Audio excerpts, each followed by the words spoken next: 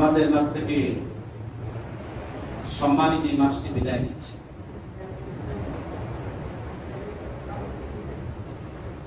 কলিজার সাথে লাগানো আপন মানুষগুলো যখন বিদায় নেন, তখন অনেকেই এই বিদায়টাকে স্বাভাবিকভাবে নিতে পারে। আপনি হয়তো মনে করেন যে আবার আগামী বছর পাওয়া যেত, গ্যারান্টি আছে?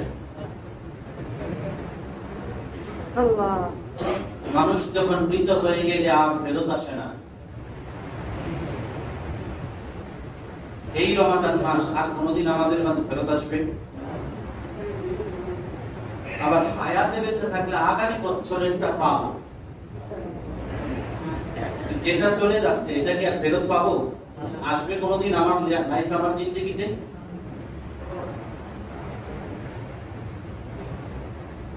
আফসোসের বিষয় হলো ঈমানদারদের জন্য।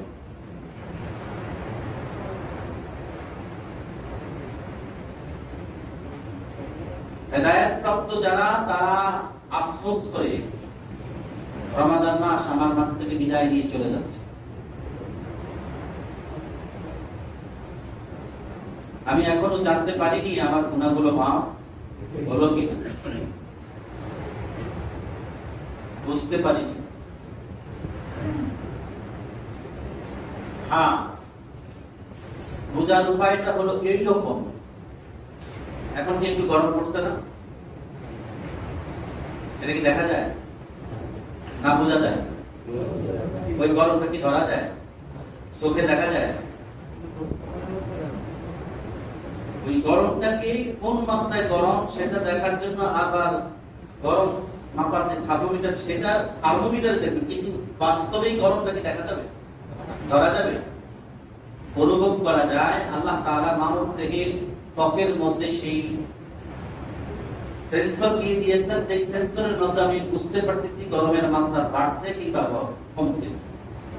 আচ্ছা, এই গরমের মধ্যে যদি একটু শীতল বাতাস আসে, তখন আপনি বুঝতে পারেন যে কোথাও বৃষ্টি হচ্ছে অথবা ঠান্ডা বাতাস আসছে, যে গরমের মাত্রাটা একটু কমছে, একটু ঠান্ডা শীতলতা অনুভব হচ্ছে, ঠিক না? ঠিক তদ্রুপভাবে ঈমানদার শীতলতা অনুভব করে যখন সে গুনাহ মাফ হয় আল্লাহর পক্ষ থেকে, গুনাহ মাফ পায় আল্লাহর পক্ষ থেকে, রহমত প্রাপ্ত হয় আল্লাহর পক্ষ থেকে, তখন তার কাজ কর্ম, ইবাদত, মুআমালাত সমস্ত কিছুর মধ্যে এইরকম একটা শীতলতা, শান্তি, প্রশান্তি অনুভব করে। তখন সে বুঝতে পারবে যে আমার রব আমাকে ফেরত দেননি, আমার রব আমাকে ফেরত দেননি, আমার রব আমাকে ফেরত দেননি। আমি আশাবাদী আমার রব আমার দোয়া কবুল করেছেন, আমি আশাবাদী আমার রব আমাকে ক্ষমা করেছেন, আমি আশাবাদী আমার রব আমাকে রহম করেছেন, আমি আশাবাদী আমার রব আমার উপর রাজি খুশি হয়েছেন, আমি আশাবাদী আমার রব আমার রোজা কবুল করেছেন। ওই শীতল বাতাসের মতো যদি আপনি অনুভব করতে পারেন, আর এই শীতলতা অনুভব করবেন কিভাবে? দৈনন্দিন জীবন চলার পথে। আর অন্য কোনোভাবে আপনার বোঝার উপায় নাই। অন্য কোনোভাবে বোঝার উপায় হলে মৃত হয়ে যেতে হবে। জীবিত অবস্থা আপনাকে বুঝতে হলে আপনার জীবন জিন্দেগি, আপনার কর্মপদ্ধতির, কর্মজিন্দেগির মধ্যে আপনাকে বুঝে নিতে হবে। আরেকটা বিষয় হলো সুফিবাদ। সুফিবাদের বিষয় হলো তারা গভীর ধ্যানে চলে যাওয়া, গভীর ধ্যানে চলে যাওয়া।